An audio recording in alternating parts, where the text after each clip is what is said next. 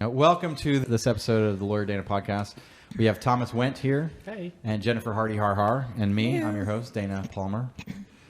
Also, my comedy name of Dancy Dane. This is not a Dancy Dane. I don't know. It depends on how many jokes I tell. Have you ever seen Brian Regan's bit? I love Brian Regan. I do not want to say that he is my favorite living comedian, because as soon as I say that, they die. He's going to die.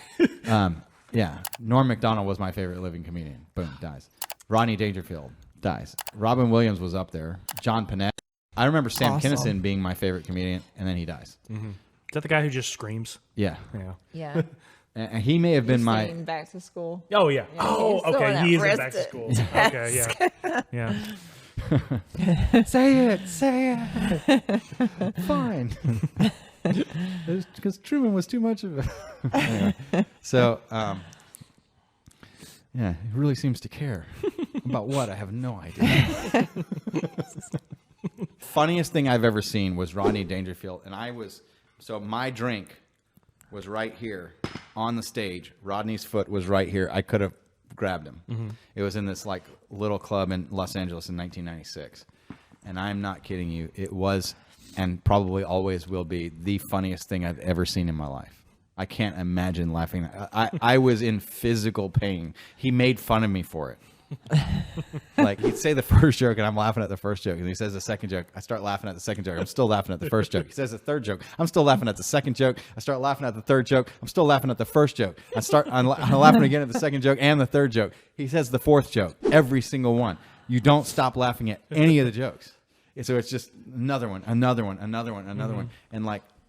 And at the time, I was in still pretty good shape, like from swim team and everything. Like I was cut. I had a 6 or 8 pack, like thin, and it hurt. It physically was real, like hurt. Mm-hmm. I was like, it was probably the best abs workout I've ever had, just from the laughter. And I'm like crying, like just can't stand it.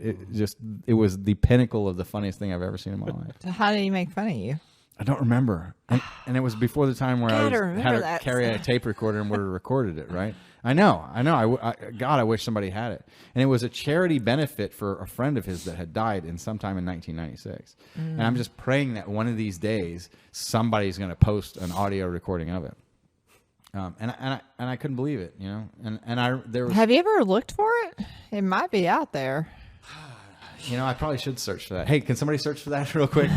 Post it in the comments if you find it. Unbelievable. And I was there. I got there. They said doors open at 6 or something like that. So I got there like a half hour early, and there was no one. I was the first one standing outside. Doors open. There's still not really a lot of people there, and I get to go in first. I just walked right up, sat right at the front. There was no assigned seating. And I'm not kidding. It wasn't where the table, like at the Improv in Dallas, where the tables go sideways like this, and you sit there. No, I was sitting like this, dead center front. Oh wow! They couldn't have there was not a better seat. So, it was great. I bet.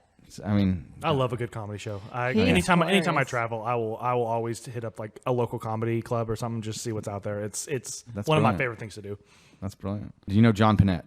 The name sounds familiar. So when Rodney died, then after that, my next favorite comedian was John Panette. Like several years later had gone by, and I just really got into John Panette. He has 4, maybe it's 3, but I'm starving. Is he kind of like the? Yeah. He passed away like 10 years ago, something like that. I know what you're talking about. Yeah, 10 years maybe. He did the Chinese buffet. Yes. Yeah. Yes. Okay, I know who that is. You here 4 hours? You scare my wife. Why you eat prime rib? Eat broccoli. Eat vegetable. Yeah, guy's hilarious. And the extended warranty. Have you seen that bit? I don't think so. No. That is one of the funniest bits ever. It's like, and then the guy tries to sell me an extended warranty. I said, what do I need the extended warranty for? And his mind exploded. No one ever asked it. They all just say yes and move on with the transaction. Just sign here and He goes, what do I need the extended warranty for? And the guy goes, well, in case the TV breaks. And then I had him. Well, if the TV breaks, I'm not buying it. And his mind explodes. Sir, TV's not going to break. Then what do I need the extended warranty for?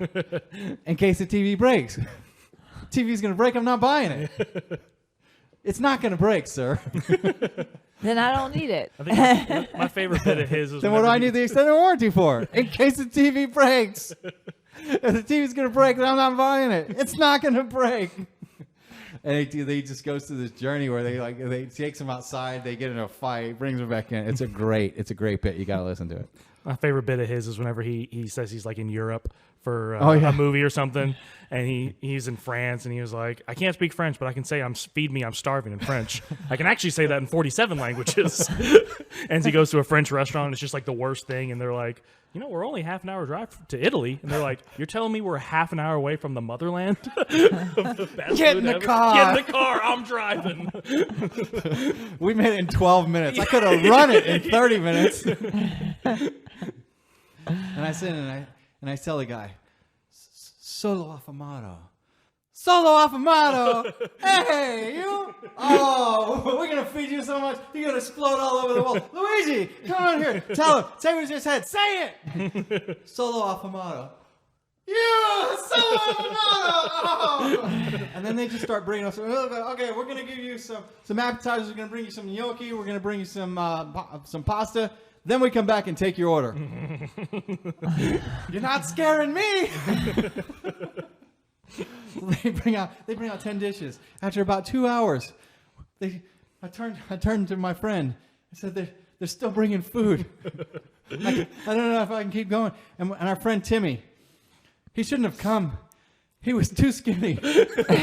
After 2 hours, he died.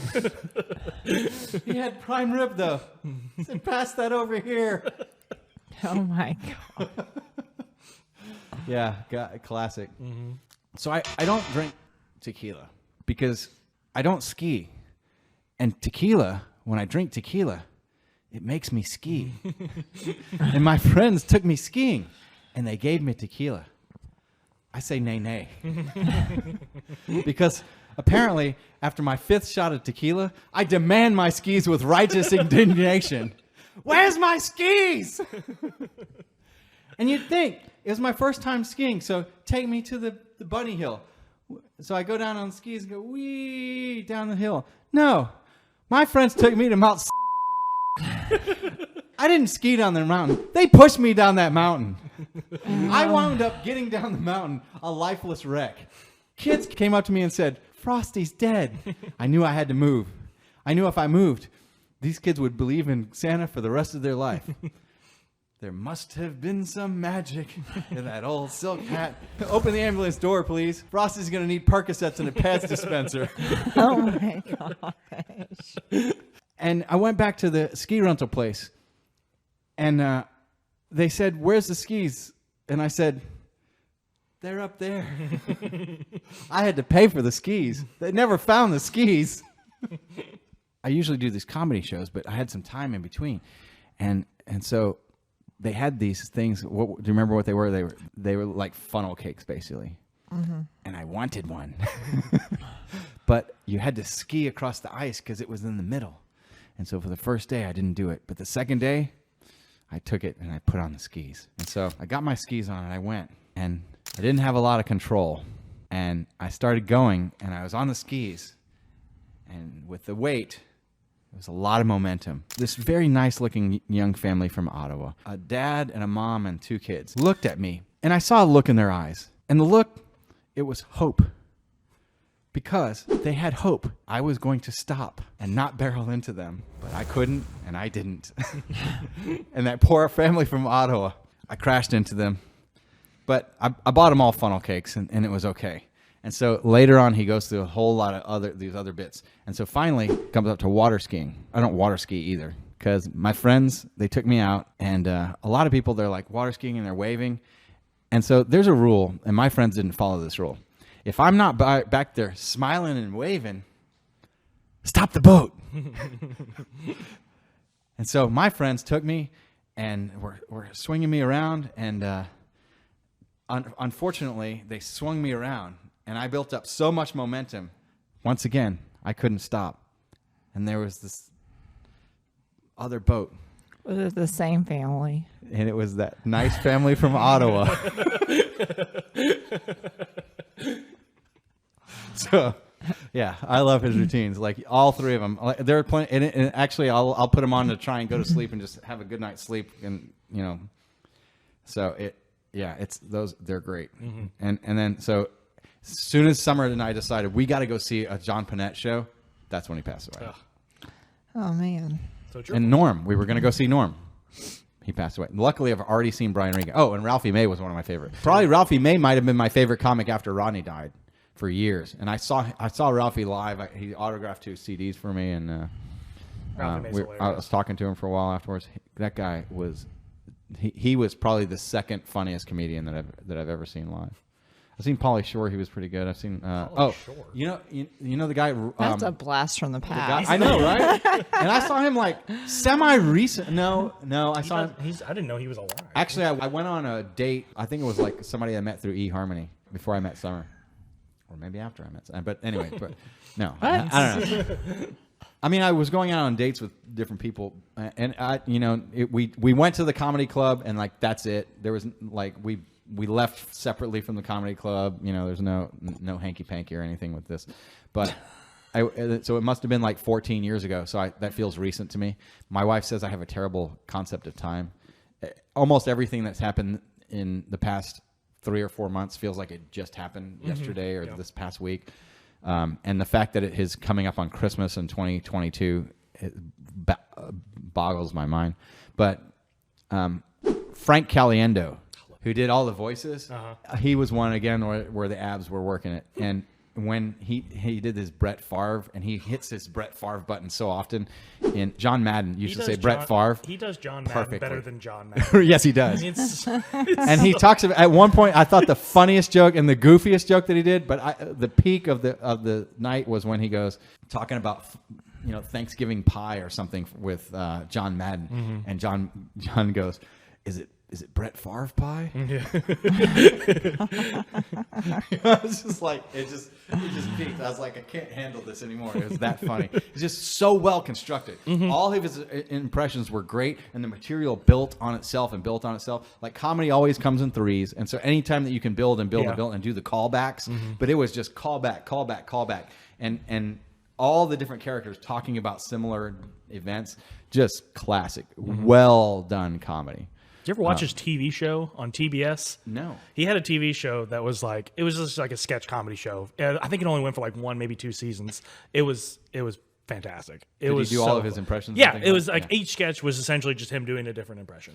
And it was so good. Was Frank was not the guy who played Curly on the Three Stooges. That's a different guy. What's that guy's name? Oh gosh, Curly on the Three Stooges. You mean the movie? Yeah, the newer movie. Yeah, There was a Dumb and Dumber where it was their younger selves. When Harry met Lloyd. Yeah, and he's on NCIS Los Angeles now. He's Deeks. He played Jim Carrey's character in that. I think he played Larry. Okay. But he played one of the Three Stooges, and but I know who you're talking about. I know the guy who played. I can see his face, and I've seen him in just like a smattering of other TV shows. I don't know. Will Sasso. That's who the other guy is. Okay. So, have you ever seen him live? No. What Who about else have you ever like seen? what about? Do you ever go to live comedy? I've been in the past. We should. I went on a date one time with somebody. Oh yeah. Yeah. And What? It was someone I dated for a while. Like he took me for Valentine's Day. who'd you see? Wow, he took you to a comedy show on Valentine's Day, and you didn't marry him. It Wow. was improv. He had issues. It was improv.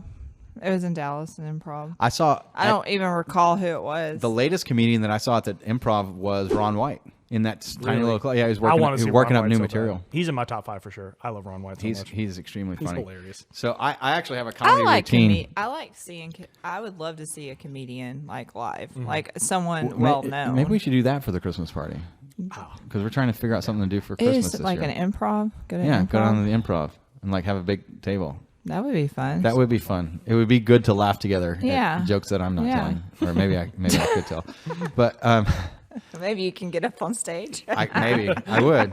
That's what I did for the law school talent You just show. have to. Did you really? Was stand up? Yeah, I got a tight. Oh, tab. nice. What's your stage name? Tommy Tom? Yeah. Tommy Tom. We can have Tommy Tom and Dancy Dane and Jennifer Hardy Har Har. Oh my gosh, I'm not no comedian. I don't know. You're pretty funny sometimes. You'll do. So I mean, I so did. Kara- So here's Daniel told me it was the funniest thing I ever done. But I was like, you've said that before. But we were in a Wendy's drive-thru, and there was this Chihuahua poking its head out like at the drive-thru, and I was like, it's going yo quiero Taco Bell. I would have leaned out. Yo quiero Taco Bell. Tu quieres Taco Bell. Daniel about died. So that's so funny. Isn't your dog kind of about the same size as a Taco Bell dog? He's a little bigger than that. We should totally film a skit with us going to Taco Bell and you holding up the dog and going, Yo quiero Taco Bell. He's not a Chihuahua. It doesn't matter. It's close enough. People will get it. Yeah. Yeah, close enough. We get the fact that he's not a Chihuahua, let me but he just plays tell you one on something. TV is that much funnier. Daniel about died because I said, Daniel, TJ is half German and he's half Asian. And he was like, he's like me. I'm like, I was like, I'm half German and half Asian. Is German the other half? I knew he was half Asian, but I didn't know what the other half was. He's half German. Oh, well, we are close. So I'm too. I'm a half quarter. German. I'm a quarter German. Are you half German? Yeah. You're half German? Yeah. Wow. Haar is German. Means So is hair. Wendt. Yeah. Ich bin lawyer. Ich bin un lawyer. So I'm taking Duolingo. I'm in unit 2, so I don't know how to say most things except I am. Ich bin what is man? I don't know. I'll take it. Ich bin Kellner, which is I'm a waiter. I used to have to sing. Du bist Kellner. Growing up, Du bist ein Kellner is you are a waiter. when you said your prayers, now lay me down to sleep. Yeah. I used to know that in German. Really? Yeah, So you are like that half German. Like yeah, directly my half mom German. taught me it, and which is Ich bin klein, Hesse frei. I can't even say it all, but yeah. Wow. That'd Yeah. be something really cool. Actually, that's a great thing to learn because on Duolingo, I'm working on 15 languages. Oh wow, I didn't know it was 15. I'm good at 2, 3, including English. Spanish, right? I'm best at Spanish. And I'm next best at French. French. But I have much more. I'm farther in Duolingo on Spanish, but I've spoken much more French over my lifetime. In 2015, I finished the Duolingo French course, but now there's like 200 lessons, and in 15, whatever I did equated to 15 units. So now there's a whole lot more. So I'm thinking that over time I'm going to be fluent. And so I try to do at least 15 minutes of Duolingo a day. And anytime I'm in the bathroom, as much as possible, I'll try and knock out a unit of that. But and then on the weekends, I like to spend a couple of 3-hour blocks, or at night if I'm insomnia, I just work on Duolingo on headphones. And I probably average about 3 hours of Duolingo a week, three or four. Well, Zachary's been taking Spanish, and he took 3 years in high school, and now he's taking it in college. And at Chick-fil-A, the cooks were telling me he was fluent. Really? Yeah, and he was like, "No, I'm not." And I was like, "Are they Hispanic?" He's like, "Yeah." Oh, yeah. I'm like, "Then they would know." Yeah. I mean, if they're telling you that, you need to. When we were in Mexico, several people were telling me my Spanish was pretty good. Yeah, it was. That was one of my majors was Spanish. Really? That's when Daniel took, I think, 5 years of it in high school and then middle Wow. school. He took 5? Oh, okay. Yeah, he took it in I middle didn't know school that. too. He actually took the test. He didn't have to take it in college. Wow. He tested out Does of he it. still know it? And still? Yeah, did you hear him in Mexico? It's popping out of him. No. Like, we it was we should start funny. speaking Spanish to each other, and then if we get good enough at it, then we can maybe start actually. For lawyers, there's an exam that you have to take, and you can actually get certified with it. Really? But I did a deposition in Spanish in the past month, and there was a translator there, but I was paying attention and listening to her in Spanish. So Yeah. I didn't have enough nerve to try and speak to her in Spanish. And part of it is I didn't know that I wanted her to know that I spoke as much Spanish as I did necessarily. But anyway, but some of them are harder than others. The hardest ones are the ones where the characters are not even Aramaic letters. So which is Chinese, Japanese, Yiddish, Hebrew. So Have you looked all at 5 of those. Mandarin? I heard that. That's the one I'm doing. That's the hardest one. Probably. That's It's basically, to me, it's like recognition, character recognition, and almost pure memorization. And what I do is I kind of have them spaced out, and I like slide to the left and always do the right. And I'll What do you say? How do you say one lesson hello there, in and Mandarin? the next time that I come back to, How do you say hello in Mandarin? I don't know yet. You know? No, I'm like on lesson 1. I'm learning the letters. Oh, okay. I'm not far into Chinese. Okay, so you're at all. learning all that. I've kind of only, stuff. and it's only been like in the past month that I've decided I'm just going to do all 15 languages, and here's how I'm going to do it. Which is I go through whatever lesson that I've done. You go into choose your language. I go to the one all the way on the right, which is the longest to go one that I've done. And that's the one that I do this lesson. Then the next time I go to Duolingo, I go all the way to the right and do the one. So I'm like constantly cycling through all 15. And then if I'm like feeling like I want to really work on something, there's like whenever they give you the double XP, because I can't avoid the competitive nature of it. You get experience points? Yes. Experience points, XP. Did you guess that, or do you know? No, I knew that. Yeah. So I play video games. Right. So XP. Right. The experience points. There are times when if you complete a lesson, you get double, or if you're an early bird. So I also try and do it first thing in the morning or after midnight at least, so that during the day, if you do it between midnight and noon, you get a bonus that if you come back between 6 p.m. and midnight, you get double points. For the double points, I'll go in and play like the fast recognition games to reinforce, and I'll do that in one of the languages that I feel like I'm confident enough to do that quickly. I tried doing that in Russian, or it was either Russian or Yiddish, and some of them I was like, I have no hope in this yet. Like I'm not advanced enough to be able to recognize them quickly or any of that. But like in French and Spanish, I can get it up to where I can do like. I think my record is 120 without having to do one of the time extension things. And I'm also, so for the time extensions, this is also an investing thing. Here is about to be a money lesson for anybody who's watching this. So you can buy timer extensions. And so it's like 1,500 for one, or it's like, and then like 3,000 for 3. And then it's like 4,500 for like 7 or something. So when you buy a bigger group, you get them at discount.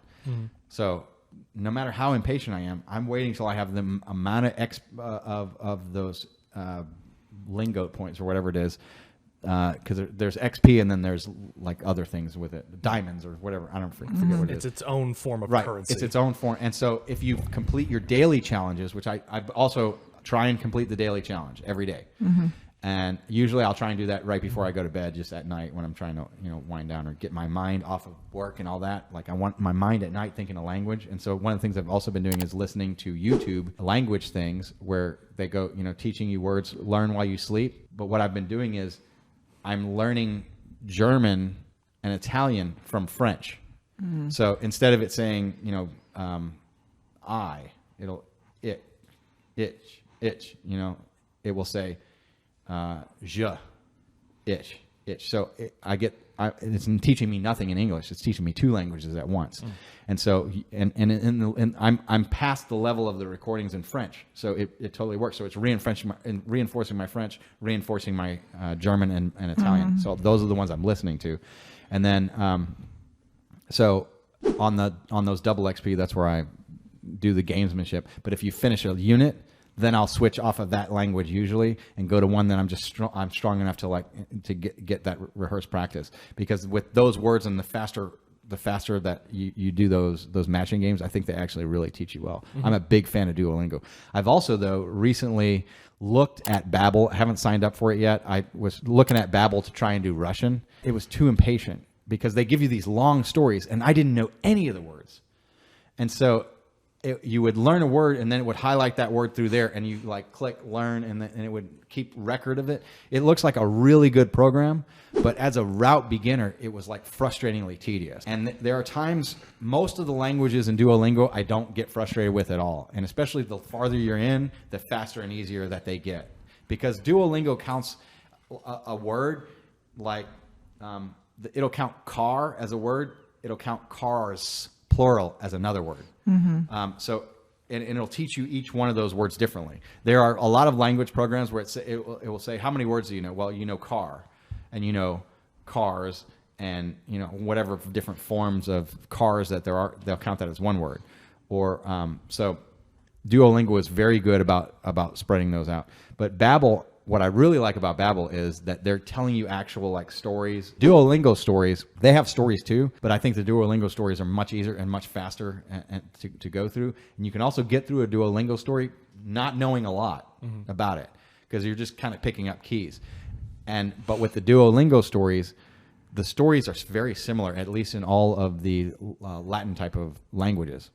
And you kind of know what the story is, so you can go through it. But the way that it'll bring certain stories back to you as you're doing it over time.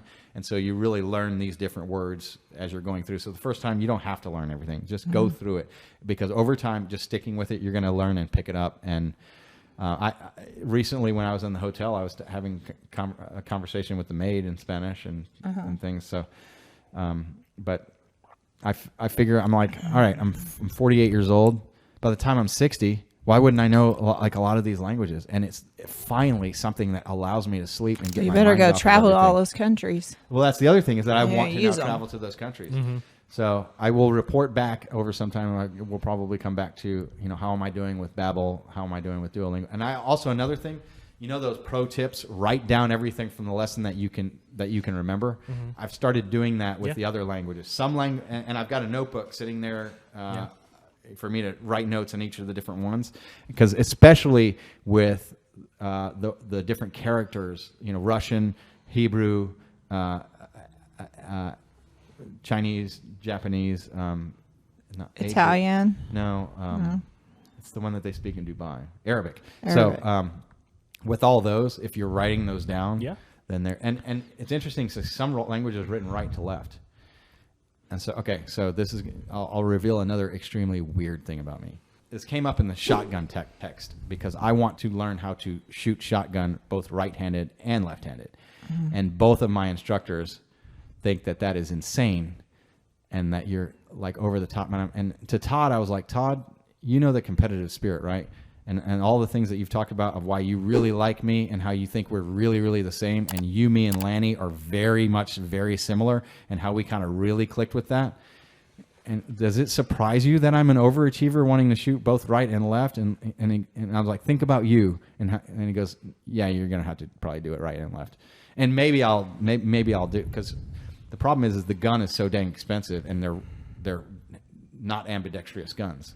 Right. So I have a right-handed gun right now, and I'm like working to save up to, buy the firm, and everything has a lot of stuff in the way that I have to pay for at the time, right? And things, because we were about to make a giant retirement account transfer and things. And could I buy the gun and still make it? Yeah, but I want to do the retirement account stuff first, and first things first. Very financially prudent. That's also one thing that you'll notice. Our firm is very financially secure. We've made 416 successful payrolls consecutively. Pretty good. If we ever don't make a payroll, it's because I don't have the money in the right place. It's not that we don't have the money. You never have to worry about that. And I will always have access to it. It's probably because this transfer didn't happen into the payroll account from wherever. Or it's the dam's bank fault or something like that. But you never have to worry about that. You know what else I think would not be boring to me? Is for those written right to left languages, I'm going to use my left hand to write. And I've started taking those notes and things. And actually, when I'm at seminars now, I'm trying to learn how to write with my left hand. I'm trying to be more ambidextrous. There's an important reason for that. It's not just that I'm nuts or bored. It's that. It's a factor, but it's not. It's a little. Yeah, it's not that Man, I'm not you're catching on, Thomas. It's not that it's not. It's just not that it is. It is not a definitive, determinative factor. So, but it's that when you're doing things with different hands, it unlocks different parts of your brain. Sure, yeah. When you take notes by hand with pen versus taking notes with a computer, it's a different part. It's a different cycle. It's actually a more artistic part of your brain that does that.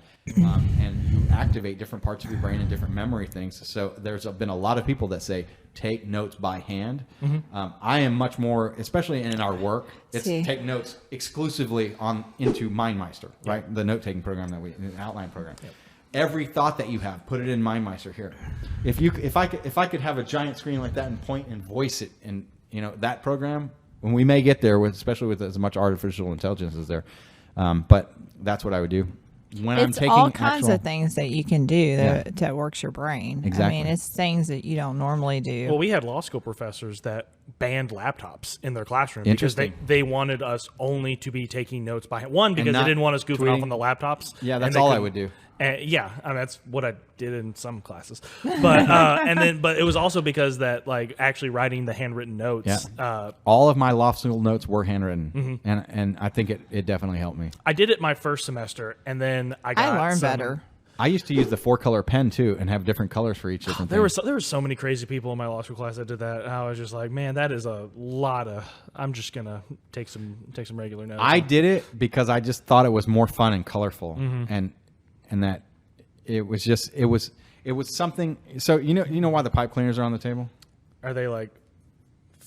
Just They're fiddlesticks. Yeah, okay, that's what I was thinking. Like Yeah, fidget fiddle around. spinners. Yeah. Just to do Yeah. something with your hands. For me, doing the notes in different colors, it was the fidget. And then I thought it looked cool and it was pretty. So, but there's another thing to not just learning how to write left-handed. When I'm writing left-handed, I go, well, there's another complication that would make this interesting too. Writing left-handed and right-handed at the same time and then meeting in the middle. That's brilliant. Haven't thought of that yet. I was joking. Don't do that. Oh no, I'm gonna. Like writing, like you'd start with your left hand writing normally, and then you. Did you miss the 15 languages? If I'm going to study 1 or 2, I may as well do all 15. Why not? Because why not fulfill every goal and desire that I want to do? Yeah, why not also just put a pen in your mouth and do it write with that too at the same time? No, because I don't want to put a pen in my mouth. That's why. That's why not. But Use your feet. so Yeah, you should. so when I Just about to say. so when I write left-handed, I write as if I'm writing right-handed this way. I write mirror image, reverse. So you could hold my left-handed up to a mirror and read it. Oh, I see what I you're saying. see. Why? Because I just thought it might be interesting to do that. Okay. Sure. This is Dana. Sure. Yeah. It's also another reason why I'm glad that I do family law is because the actual logistics of the actual law part is so routine, route boring to me. It's not difficult. If you're disciplined enough and you do it, and it's more about your day-to-day habit and things. We know what the law is about division of property and all of that. You go to the monthly thing. What did they change the law? Okay, great. And we're done. You know, and you know it. It's the aspect of every human being is different. Yeah. The people. It's the people aspect that I find interesting. Same reason why I liked waiting tables. I get to interact with the people. And it's the counseling part because we are actually helping them make decisions. A lot of counselors, especially about their marriage or whatever, they can't address the fear that this person in front of them has and saying about if you get a divorce, what exactly that's going to look like. I can go, let me tell you exactly what it is that you're looking at and exactly what it looks like. And here's what the range is that it's going to be. And here's probably how it's going to come out. And I'm going to make sure of it. And you're going to, so a lot of times it's the moment that you make the decision to get the divorce, great. The decision's made. It's already done. Yeah. The decision comes first and then reality reflects the decision over time. That's all it is. And then it's up to me to deal with the paperwork. Now, if it's kids involved, it's certainly more difficult, but especially if it's money that's involved, and especially the easiest ones are where our client doesn't even have the money. They have enough money to get us started, and then we have to get all the money out of the other side. It's like you're in no different circumstance, and eventually I'm going to give you money that you don't currently have. So all it is ever additive and better for your position now. Yeah. And have normal patience. Here's an important thing about for people that are coming in and on a divorce. Another Dave Ramsey thing. You always have to make sure that they have the 4 walls. If they say I've got $20,000, I go, all right, we can probably put 10 of that towards attorney's fees, and 10 of that I need you to make sure. How do you have it? Well, it's available in my bank account. Is your spouse on the bank account? Yes. Do you have a job? No. So that's the only money that you need to live on for maybe the 3 or 4 months it's going to take me before I can get any money out of them. All right. They have a separate bank account. Yeah. How much is in their bank account? $2 million. Okay. You're going to take the $10,000 out of the bank account with their name on it and put it in a brand new bank account so that they can't bleed you dry, so that you can pay for food and a hotel and gas for your car at a minimum. The 4 walls, the basics. And so I never want to take all the money that they have. And I mean, that ideally. And so that helps us with budget for knowing, hey, That's what they've got, and that's why we have inside of MindMeister that the finances tab or in the budget tab. That finances tab is a budget tab as well, and we need to look in there to know what their source of funding is, so that we're not giving somebody a ride halfway to the airport because they can't pay for the whole taxi cab, or that we know here's the amount of money and that they have accessible to pay us, and we've got to get.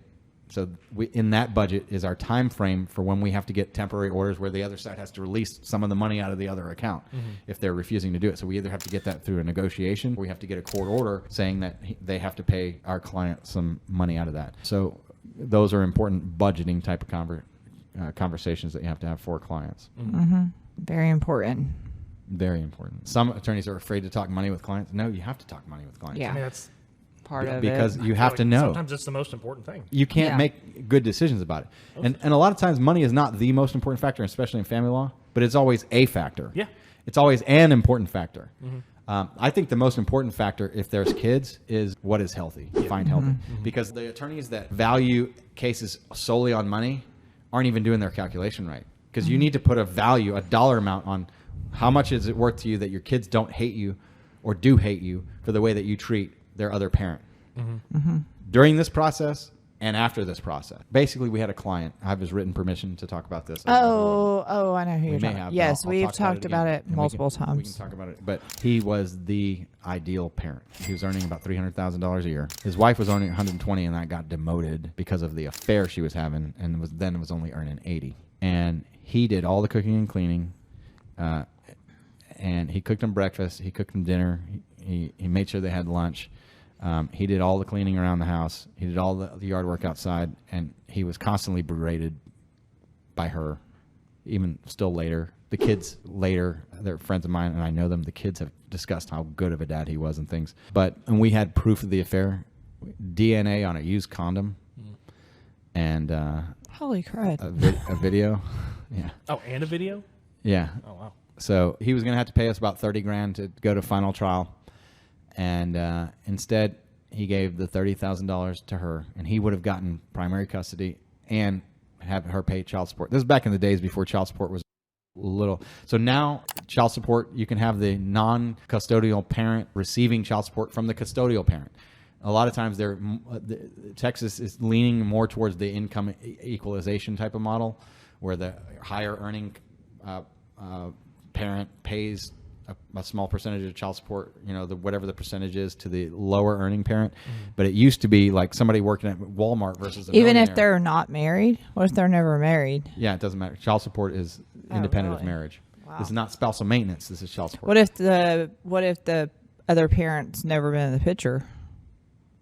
Then the court would be unlikely to order it. But let's say you have Okay. somebody under standard possession order, and you have the primary parent and the standard parent that has a little bit less. Usually it was the possessory conservator, which is the one that has a little bit less, would pay child support to the primary parent, no matter what, automatically, no matter what, unless you negotiated not.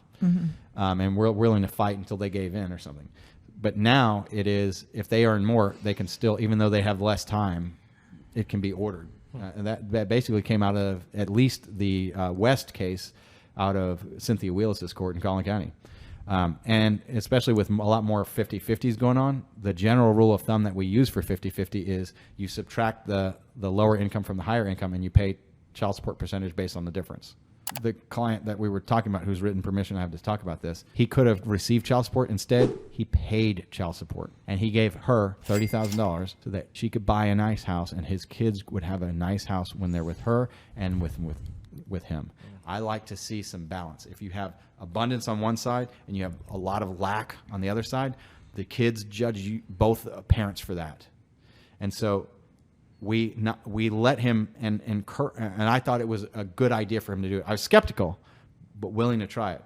And I met with him once a year, every year, since then, or well, maybe not every year, but our goal was once a year, and we talked frequently about it. Is this still a good thing? Are you still happy with it? Is it worked out? And there was some, he's like, well, there's still issues, but yes, it was always the right thing to do. I'm definitely glad we did it. It was clearly.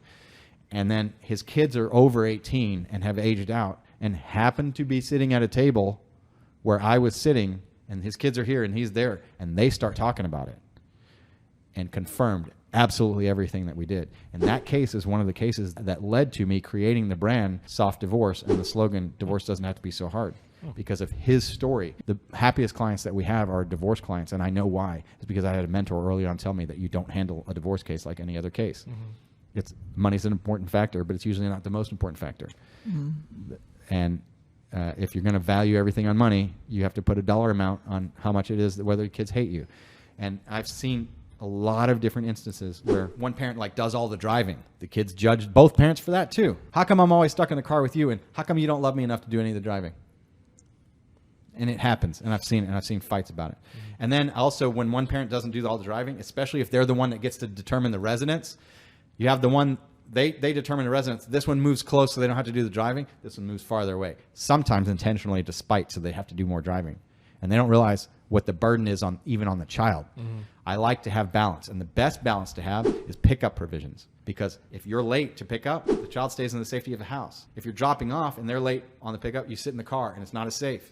And you're stuck in a car, and the kids are already in the car too much. You're just having to go back and forth. So pick up, and the person whose possession is beginning should pick up from the other parent. And then when that happens, it's exactly mutual, and both of them understand the burden that's on the child, because they go back and forth. The child goes there. That's one leg. So 1, 2. The child winds up going 1, and then this parent goes. The child's 2 and this parent's 1, and then the parent's 2. So that everybody, the children and the parents, are doing the exact same amount of driving. That's good balance. That is healthy. The only time that you want to do a meet in the middle too, like at the gas station. Are you kidding me? A gas station? You at least do a police department. You're less likely to get robbed at dropping off at home, because even police departments, there have been people that have been accosted or robbed right in front of the police department. And so a meet in the middle should only happen if you cannot make it there and back in one day. You live so far apart that you have to do the meet in the middle in order to be able to make it back in the same day. Otherwise, it's going to require an overnight for the person dropping off, and then you come back, and then an overnight and come back. So that is where you meet in the middle, because it's just purely too long. And even then, you should be considering flying if it's that far. You know. Either that or, and the money wise, I mean, both of you paying for gas, but maybe you can't cooperate enough to figure out who's going to pay for half and half of the plane ticket. So you'll pay for your gas, you pay for your gas, and you have that type of problem. So I like to see balance, and balance to a certain extent in the finances. Now, don't get taken advantage of. Don't let our clients give away too much, because that's a problem too. Because some of them they can have everything. I just want time with my kids. You can't be the best parent for your child if you're in lack. Let's divide it 50-50 if that's what you want to do, and if it'll get the deal done. Right? Or they're just exasperated and they just don't want to deal with Right. the process of the. I've had Oh, a yeah. couple of clients before that are just like, I just want to be done with this. Just whatever they want, just give it to them, and that can be kind of dangerous. It can be dangerous. Yep. And if there are plenty of times where I also teach this to a client. This is very important. What your kids need is not financial help from you, especially adult kids in college. What they need is their mom to be financially secure so that they don't have to take care of their mom when they are 40 and 50. I am not concerned about a 20-year-old. They have everything that they need, and if they live in the United States. They live in the freest, most prosperous country, and if you're giving to them as a parent at that age, you're enabling them to learn how to manipulate you to deliver to them what they want instead of manipulate the world to deliver them what they want, and you're delaying their natural development. You should give them, and I really mean this, nothing. I don't even think you should pay for college. Now, that said, yes, my parents did help me out with college. So maybe there's a line, and it depends. And I was somebody that was really working my ass off, and I worked a job and did all that, and I needed some help to be able to make it. Okay, you can do that. Or you can do what I do. What do you do? Well, Zachary has a full-time job. He works all the time, like all the time. He has to produce A's to me. Yeah. And when he produces those, I mean, he's at a junior college right now, so I'm willing to help him. If he produces and I also the A's, think you should go to the cheapest college that you can go to. I will period. reimburse him for the A's. Perfect. I think that's brilliant. I think my parents had a pretty good balance of it whenever I was going to college. They they paid for my tuition, but everything else I had to pay for. So I had to have a job. I had to pay for my rent, my food, my books, pretty much everything else but the tuition. And they've always kind of instilled in me a very good work ethic in terms of like, as soon as you turn 16, you're getting a job. And that's perfect. The one thing that I think that I disagree with Dave Ramsey is I think that because he puts college in there, I think too early. I think you should build wealth, and then from your wealth, if you can, pay for college in the ways that you guys just explained. Well, kids have to have ownership. Yeah. They have to have ownership. I mean, once they turn 18, especially. Yeah, and you got to be able to, and when you're working hard, like for example, my son extremely stressed out the last few days because he is in Spanish class. I guess the Spanish teacher gave him 400 assignments. He's not exaggerating. 400 assignments. For the semester? For the semester. Sounds like Duolingo. Yeah. You got to get to level 58. And so he, and he took a lot of classes. He probably took too many for his first go around. Probably. But, I mean, there was a sense of pride there because, like, he made a 95 on his geology test and a 90 on his quiz, and then he took a Spanish oral quiz yesterday, and I think he made 100 on that. Nice. And then this morning I was waking him up because all of the assignments are due at midnight tonight. So I was like, hey. Whoa. I said, and when we talked, he still had like 100 and I think 75 or no, maybe What? a little less than that. How long do these lessons take? So I was like, hey, so this morning I was trying to wake him up. I'm like, hey, did you get those? Like, I'm sure you got to work on those assignments. Like, and he could hear him how tired he was. No, I finished them all last night. Wow. Golly. See, So that is a Dana Palmer. Is it not? that is like, but that's determination, Yeah. and that to me is like, I want to reward him. Yeah, for that I would Yeah, I would be definitely. rewarding You him. know, But the interesting thing is, the reward for that, you really don't need to reward that. The reward for that is itself, his success, and he's got a job already. He needs that. If you give him too much or crutch him, it messes him up with that. Oh yeah. So it's Well, he knew there was you a give lot, advice lot in his and a encouragement. stake for him, Right. Because he was like stressing out about making A's. Yep. And so his geology class, he wasn't sure. He had a B, so he's been on the border. It was like 87, and he kept telling me, I don't know if I'm going to make an A. And he was stressing out, really stressing himself out over it. And I was like, don't stress about it. Like, if you don't make an A in that class, what is cost you like, I'm not giving you like $400. I mean, like, really and truly, I just bought you new tires for your car. Me and Daniel did for his Christmas present. I'm like, so you just saved yourself some money there. Like, look at the big overall picture. That's just kind of how I tell him. But, I think but that the he was structure so that you have- stressing about, Well, that's good. making Because that that A. is teaching him the lesson. You are Yeah. forcing growth in him, and that's excellent. Yeah. Well, he's grown a lot in this last year. Oh yeah, I can tell. Yeah. That's when I grew the most, was that first year of college when I was kind of out on my own, and I was like, oh God, I got to work. I got to actually I didn't. support I had myself. I had a pretty miserable first 2 years because I didn't have that structure in place. My parents did pay for college and all that, and I had free everything and absolutely no purpose in life whatsoever. I didn't have the luxury of having parents that could help me. Like my dad had passed away when I was young, and my mom, she just didn't have the financial means. So I've always handled it myself. But I will say, when I went to A&M my first semester, I had saved money through the summer working. And I remember, like, I didn't have a job, so I was just going to school. I was more productive when I left A&M, decided to stay home, go to Eastfield, go back to work. And I personally was much more successful in school Yep. and with work. The Because more I do, the more successful I am with I everything. just- because how you do anything is how you do everything. I think it was the juggling. Yeah. It was a juggling effect. And it keeps you interested. And so I saw a thing from Jordan Peterson, and he says, anytime you self-reflect, it is the equivalent of depression. Anytime you become self-conscious or think about yourself, or and a lot of it is you have too much time, so you feel like you're off of that. You start going through, and I think it was like brain scans or things.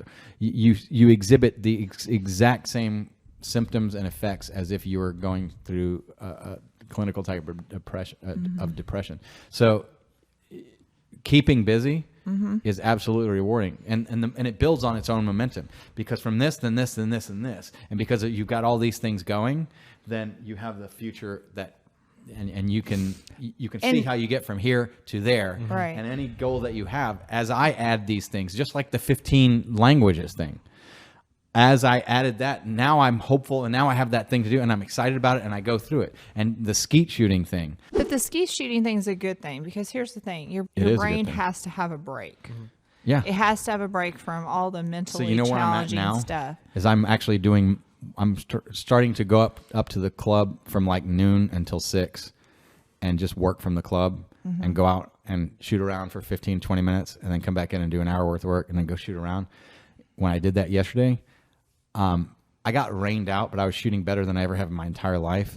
I did 66. I hit 63 But out of here's- 64 here's shots the bigger question: in a row. It's not even about how you're shooting. How much better was your work? It was way better. I felt like I was in the zone of proximal efficiency, I think is So what it is. your brain, when you go outside and you're in nature, Oh yeah. it really, so the center part of your brain, which is like the seashell of your brain, it is the part that decreases as you age. So as you get older, that part of your brain starts to shrink, and which is how a lot of people get Alzheimer's, dementia, things like that. To read a lot about continue this, haven't you? continue to stimulate. Well, I actually Yeah. I watched a documentary too on Chris Hemsworth. It's on Disney Plus right now. So he found out he has the APO4 genetic twice, meaning he has a I need to get 50% tested for that, man. 50% chance of getting Alzheimer's. So his is like worse than what I have. And he can also probably get it at a younger age. So it really has wrecked him. Okay. It's like, which I completely can sympathize with him. But there's got to be, and him, he's an Well, exceptional person. He's yeah. staying active. That, that's got to be a key. So they brought in this brain doctor who just does all this stuff.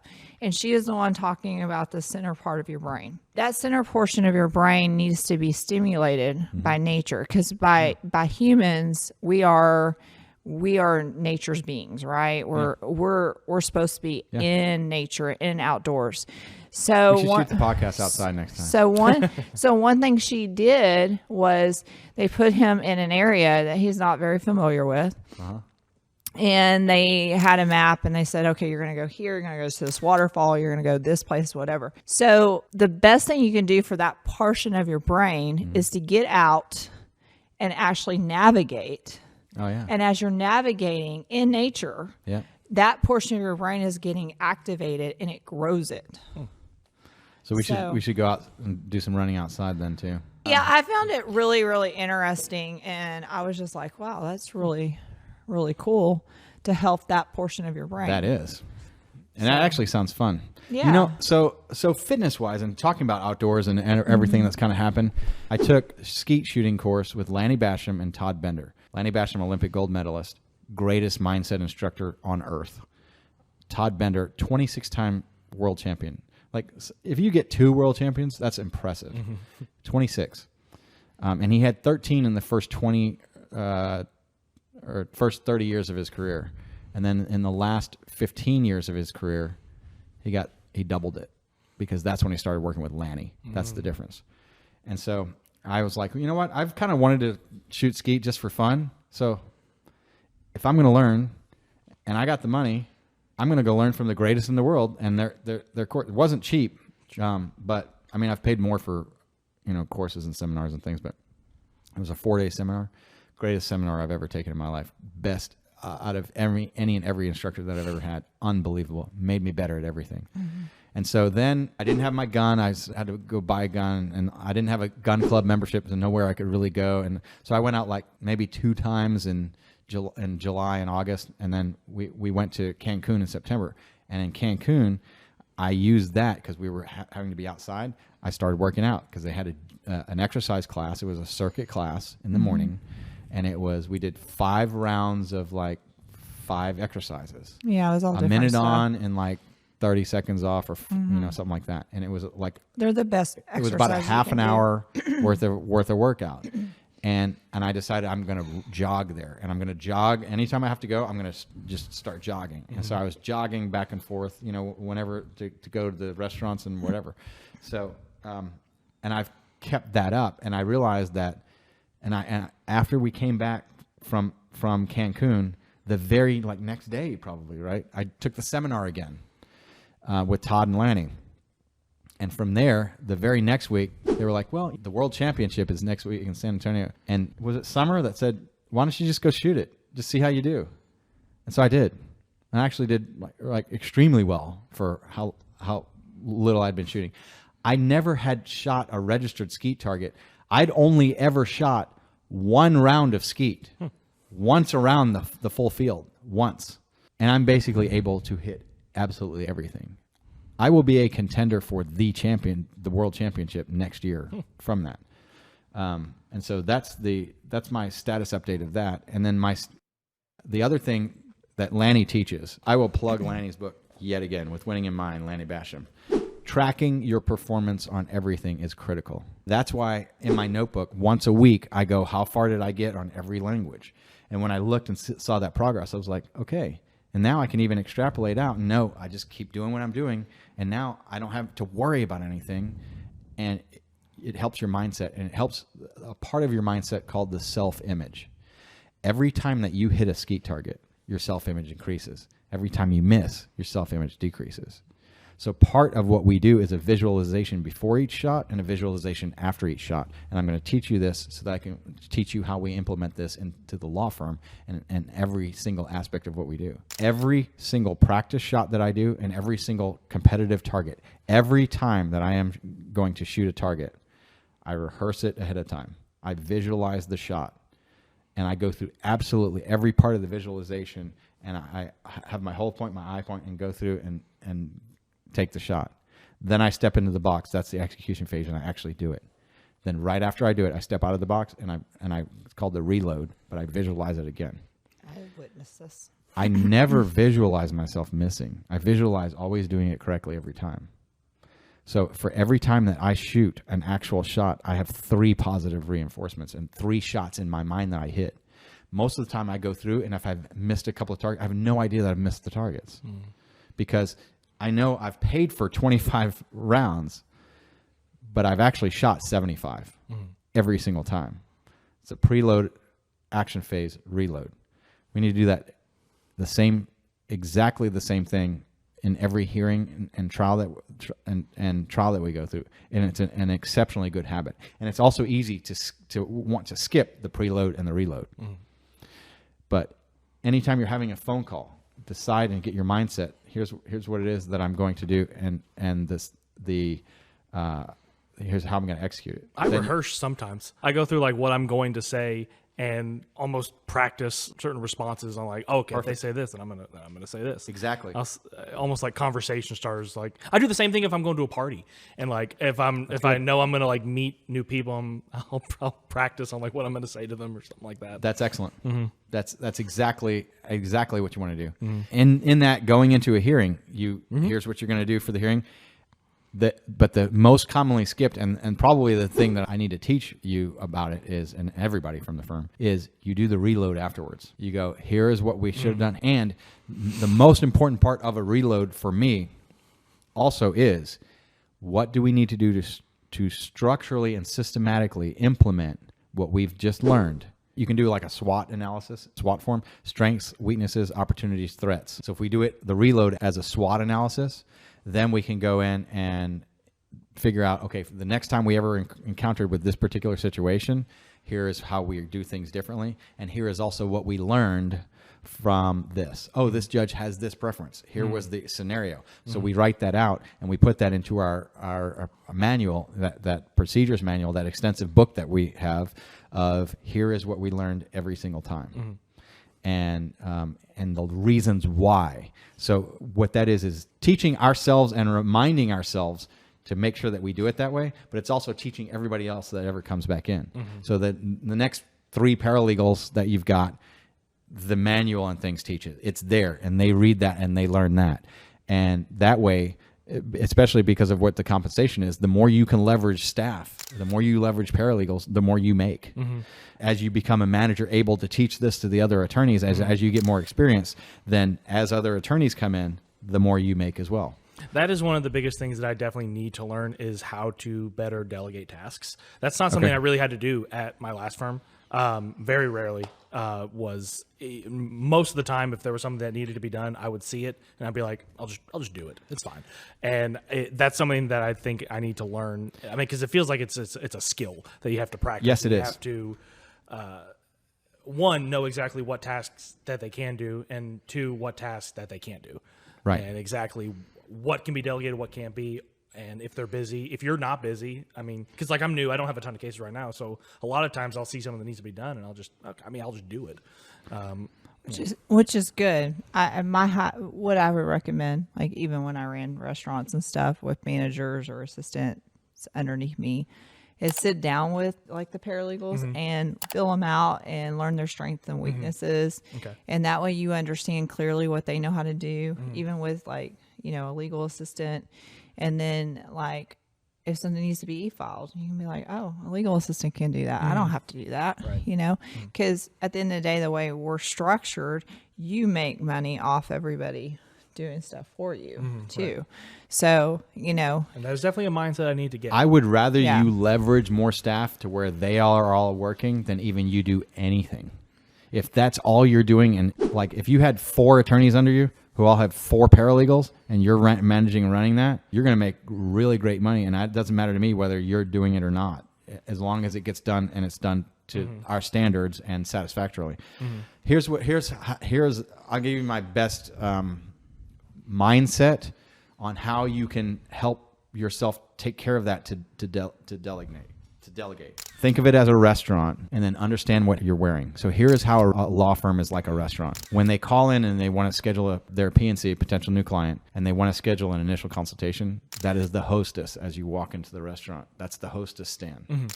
Then the hostess seats them at the table and gives you a slip. Just like, did you ever use slips on the table? Yeah. So it's a slip with their name on it and certain information written, right? We didn't put it on the table, but we handed it to the server. So that is essentially the transcript of the initial consultation call. That's where the paralegal picks it up and listens to that. The person who does the initial consultation is the head waiter / maitre d' who's taking the order.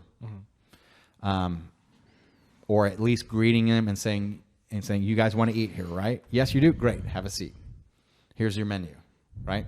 The next part is the attorney who basically comes up and talks with them and takes their order. And then you put the order into the kitchen. So it is, I've determined that they need, we're going to try and negotiate with opposing counsel or opposing side. So the first thing that we need is an order to end the case. Because the goal, like for example, in any case, in every case, get a final order signed by a judge. The fastest way is not by going through a trial. It is by getting an agreement. How do you get a good agreement? So I learned this from Donald Trump's attorney in 2000, who spoke at SMU. He said, always bring a contract and always bring a form. If a contract or a form does not exist, make one. The reason why is you cannot take a yes for an answer without a contract. So you have to start with that tool. So in order for any and every case, you need a final order. Draft up the final order that our client wants and see if they'll sign it, and then we're done. Always what we do. Every single time. The only thing that stops us from that, we don't have the information that we need in order to draft, right? We don't have the financial information. So now you're on a different task. I got to get the financial information to be able to even draft the order that we want. And then once we have the order that we want, will you sign it? Why not? Well, this 2 things. Now I'm not fighting over this God knows what. We're fighting over these 2 things. The other 900 things that are in there, we're agreed on. See how we condensed it down? Look how much money you think that saves, as opposed to people that don't do that. We start with the final order day 1. The minimum that we need to do is an original petition and a final order. Start with it. Start with the end in mind always, because then we have something that we're concretely, actively working for. Not, well, I don't know, we'll get around to something and maybe we can schedule mediation to try and get there, or I don't know, and what are they, we'll have this conversation about what they want. And like you're doing this, it's very passive and ineffective. It's good at getting your billable hours in if that's what your requirement is. By the way, will you go on record? Do you know how many billable hour? What's your billable hour requirements per day? I was told like around 6. Well, it's good for you to hit 6, but you actually have no minimum. Oh, You have none. okay. If you can get 6, then you'll make what you want to make. Things like that. But we're not going to sit there and what we do is we would coach you and go, hey, here's what you did, and here's what it is, and here's why. Here's what your records are showing that you're working on, and we can work together to figure out why is it working well, or if it's not working well, why is it not working well, and what can we do to help support you to get it? Whether that be, oh, here's what you're doing. All this stuff is non-billable. It doesn't even have to be you doing it. Let's hire you an assistant to do that, so that you can get back to where it is that you want to be. Because part of the flexibility is you can put in as much or as little work as you want to. I mean, we've hired you knowing that you want to put in a lot of work and you're good and ambitious and things, but it's very measured by what you put in is what you get out type of thing. So we don't particularly have per se like a minimum billing requirement or things like that. Okay. We'll see you on the next episode of the Lawyer Podcast. Like and subscribe, and Yes, like our page. so you got to Tell your friends. yes, and leave us some comments. Help us engage, because we will probably comment and talk back with you, at least if you do it on YouTube. And the other thing that we want to inform you of is Jennifer Hardy Har Har t-shirts, and they are for sale. The link is in the description at our store. And they're hilarious. It's that picture, I think. But you got to get yourself a Jennifer Hardy Har shirt. And those are the original Lawyer Dana podcast shirts. And so, yeah, that's the classic. And we should have everyone in the country wear those, especially your kids. Maybe we should order them. I don't know. Can we get them in time? It depends on when our Christmas party is. And we should all wear Lawyer Dana Jennifer Hardy Har Har t-shirts. I'll get a bulk order or something, print it out. So, because that's what I need. I want Jennifer on a t-shirt. Oh my gosh. Just because it embarrasses her so much. And Yeah, it's the best part. I think that's the best part. Yeah. So we'll see you in the next episode. Yes. Bye.